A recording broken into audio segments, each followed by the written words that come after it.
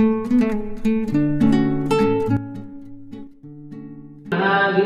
Vanes. Halo. Apa kabar nih? Baik-baik. Nah, jadi hari ini kita bakal ngobrol-ngobrol tentang biografi kamu. Boleh. Boleh dong dijelasin dari biodata dulu deh.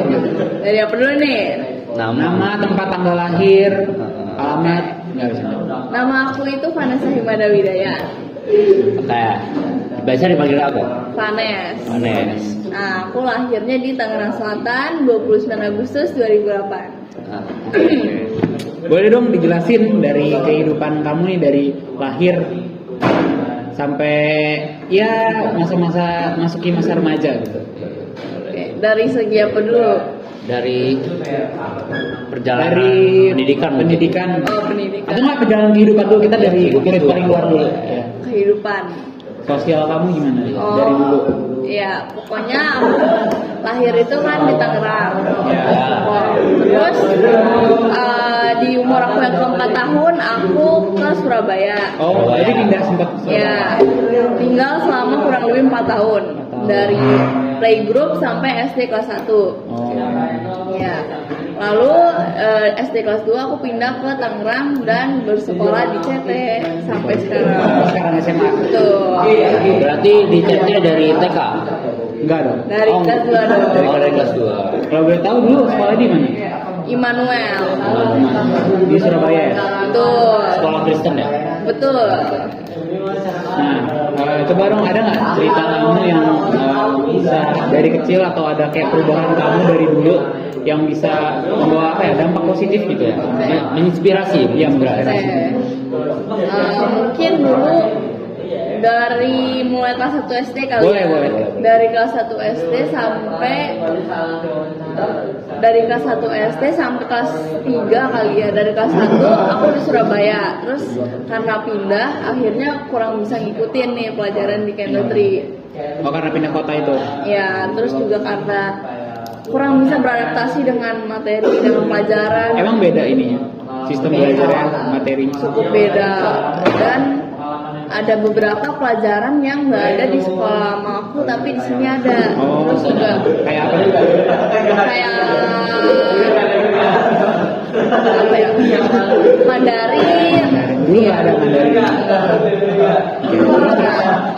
Pindah ke sini itu kelas 2. Nah, kelas 2 itu kan baru masuk kayak masih baru, masih harus mengenal lingkungan gitu kan. Jadinya dulu kelas 2 itu nilai aku jelek banget. Terus aku sampai berada di ranking 20 dari kalau nggak salah dari 24 orang di kelas. Cukup rendah ya. Iya. Terus naik kelas 3 lumayan meningkat 1 jadi ranking 19. Di situ orang tua aku ya cukup kecewa dan tapi mereka ya lumayan respect karena kan aku baru pindah. Jadinya ya mereka ngerti lah. Betul. Terus naik ke kelas 4 masih setengah-setengah, mulai ngikutin tapi masih kurang juga. Tapi kelas 4 itu mulai ada peningkatan, masuk ke ranking 11.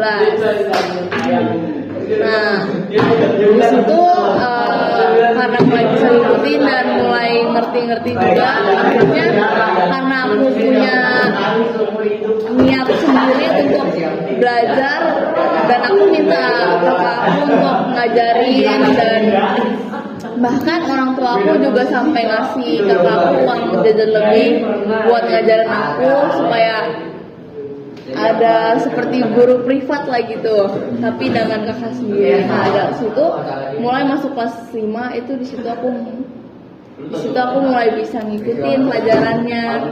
Nah, di situ orang tua aku juga kaget karena tiba-tiba aku langsung naik ke ranking 6. Ranking 6. Katanya drastis ya. Iya. Itu di situ awalnya aku tuh sedih karena pas main kelas 5 itu pas dari kelas dari kelas 5 mulai kelas 6 itu kan ada ranking.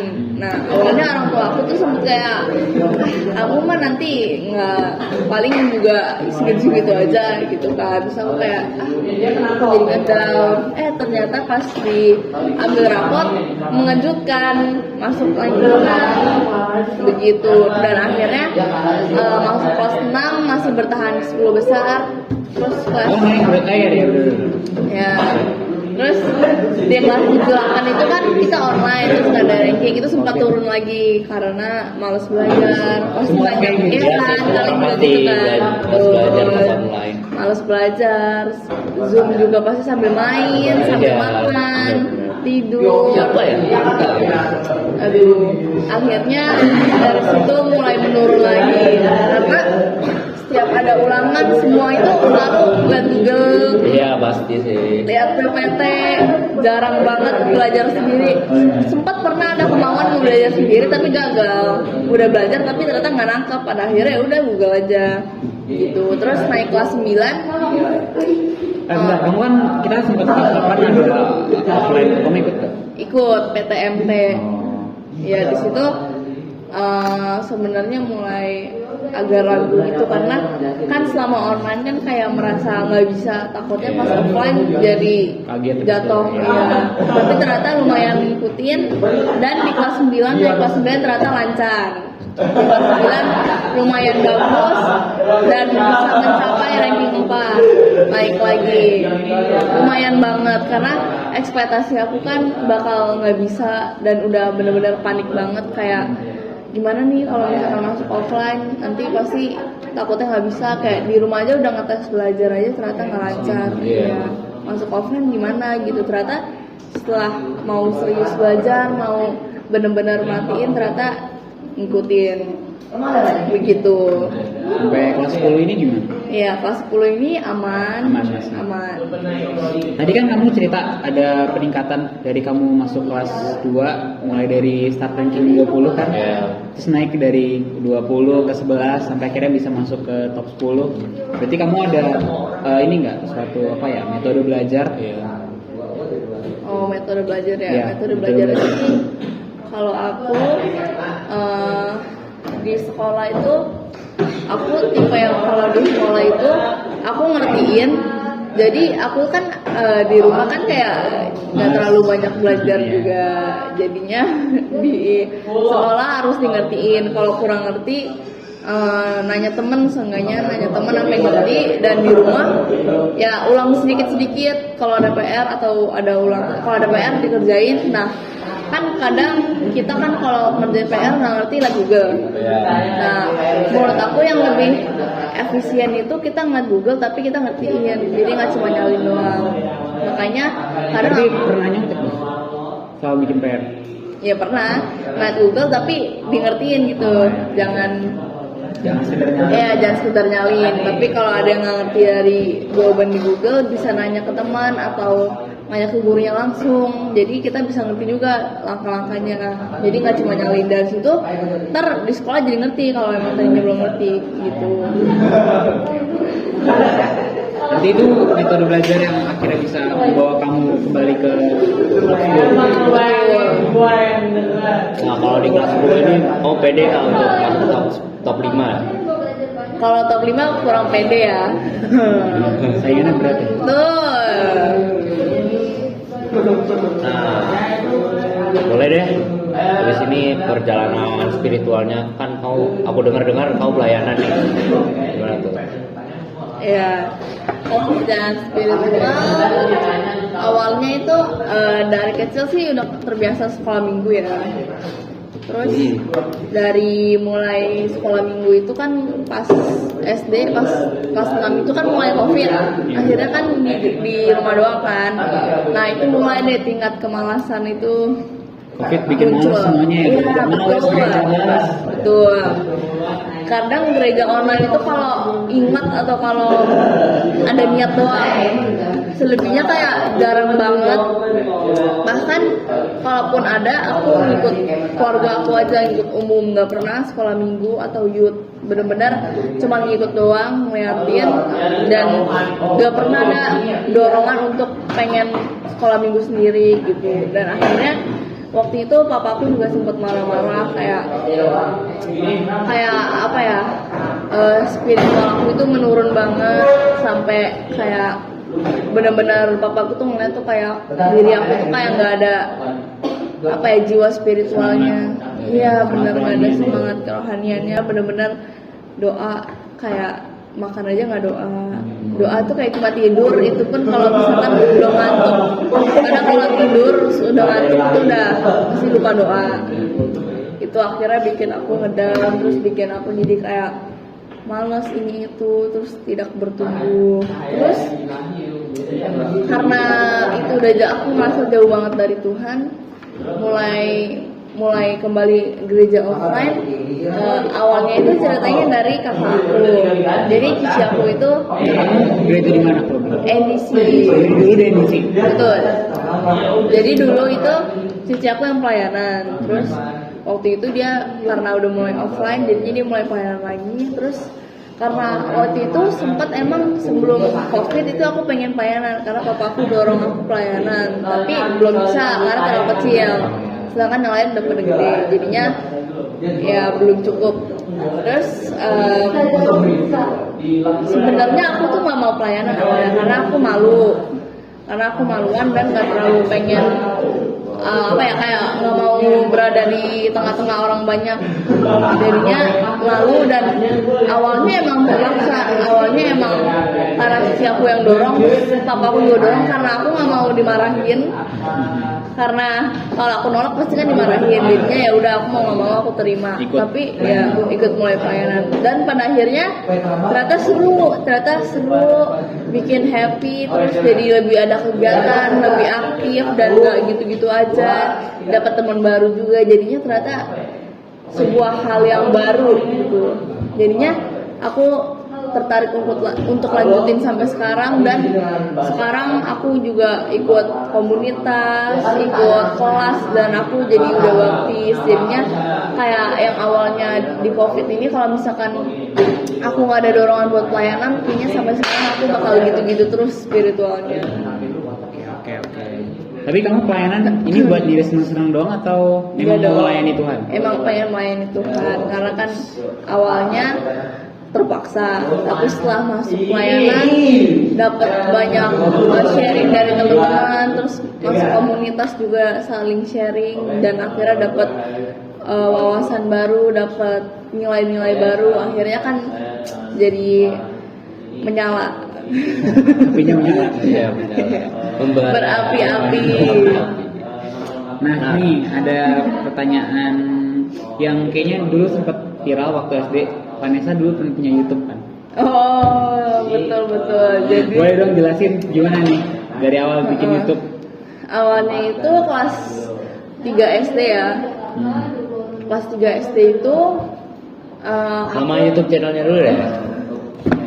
Nama YouTube channelnya yang sesuai nama, Vanessa Himadas. Tapi sekarang udah diganti karena udah nggak aktif, jadi akun sendiri. Oke.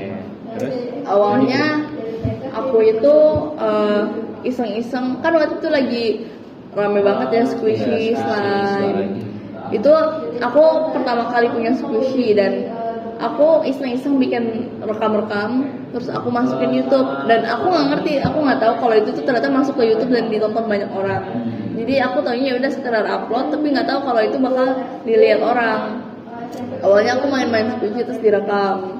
Terus akhirnya aku jadi ketagihan, aku jadi sering bikin konten. Iya, akhirnya mulai kan sering beli squishy, terus bikin slime. Akhirnya itu direkam terus dimasukin ke YouTube. Terus kan waktu itu lagi boomingnya slime, squishy, kan banyak YouTuber cilik juga, YouTuber cilik pada main slime, kan pada terkenal. Akhirnya aku suka banget tuh nontonin mereka. Akhirnya aku pengen ikutan jadi mereka. Jadinya aku pengen coba-coba juga main squishy, main slime. Ada video-video bareng teman-teman juga. Apa tuh contohnya? Drama. Iya betul. Terus Samyang challenge bareng, ya gitu-gitu deh. Nah, Berarti kan tuh lumayan terkenal dulu ya di kalangan teman-teman kamu. Iya kali. Dan subscribernya udah tinggi nih. Iya. Iya lumayan. Berapa tuh? Nyaris 1000. Nyari 1000. Nah katanya mau bikin meet and greet. Nah, gimana? Itu hanya wacana. Jadi belum bukan terjadi. ngomong doang. Betul, belum bisa terjadi. Mungkin menurut kamu kalau kamu adain meet and greet, pasti ada yang datang nggak? Belum tahu ya. Mungkin kan kalau dulu kan masih kecil. Susah juga ya kalau mau meet and greet, harus dampingin orang tua dan gak semua kan di Tangerang. Pasti ya banyak yang di luar kota kan ribet juga datang ke sini cuma untuk meet and greet. Konten kamu mungkin cuma main squishy, samyang atau ada yang lain? Ada drama-drama kecil. Sama ada teman-teman itu? Drama kakak adik ya? Betul. Ada nge-vlog juga jalan-jalan gitu. Mirip Anta ya? Iya, Anda di Dengar juga punya. Jadi apa ya? Kamu kan punya channel yang lumayan terkenal di kalangan teman-teman. Ini ada kayak apa ya? Dampak ke sosial kamu di sekolah nggak? Pasti kan ada aja yang tahu sama kamu. Oh iya. Yang jadi artis di sekolah atau gimana? Oh enggak sih, kalau nyampe jadi artis mah enggak, tapi banyak yang apa ya, nggak dong, sebenarnya nggak terlalu inget sih, cuman kayak banyak yang waktu itu kan sering bawa squishy ke sekolah, jadi kita rame-rame squishy gitu-gitu, terus suka pada mau bikin video bareng gitu, akhirnya kita bikin video bareng-bareng ke sekolah gitu. Nah kalau itu YouTube channelnya belum di private kan ya, jadi mungkin ada teman-teman kelas 10 juga yang lihat tuh reaksi teman-teman kamu. Sebenarnya ngakak sih dan malu juga. Ada malunya. Iya ada malunya, karena kan pas kecil agak-agak hiperaktif. Terus ya teman-teman yang sekarang melihat terus pada ketawa, jadinya malu. Tapi nggak apa-apa.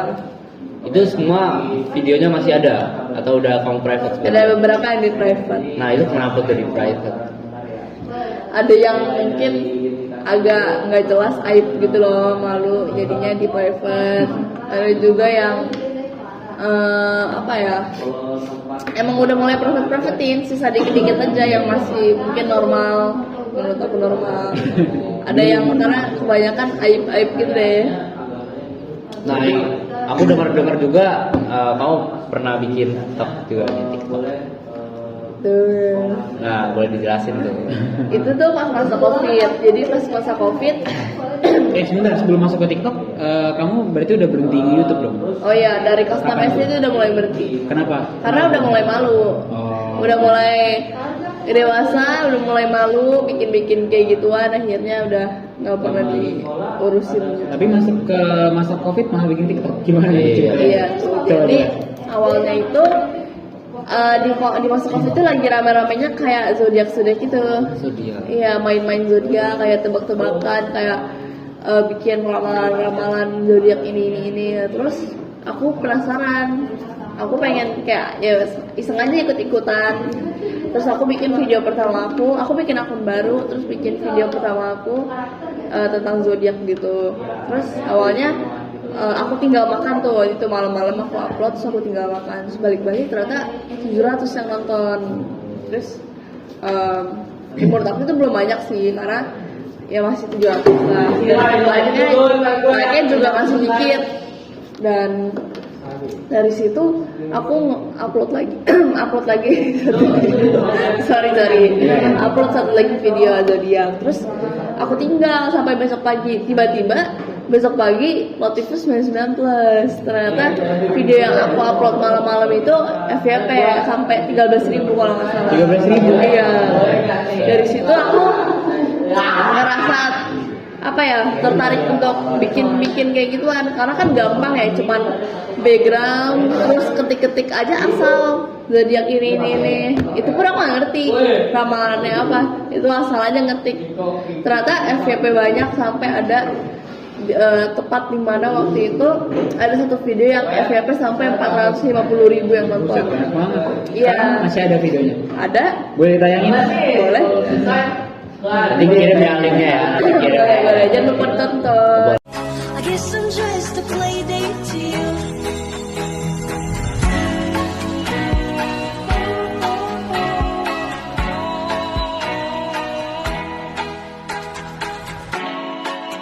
Iya. Itu kau dapat adsense gak dari YouTube, dari Belum. TikTok?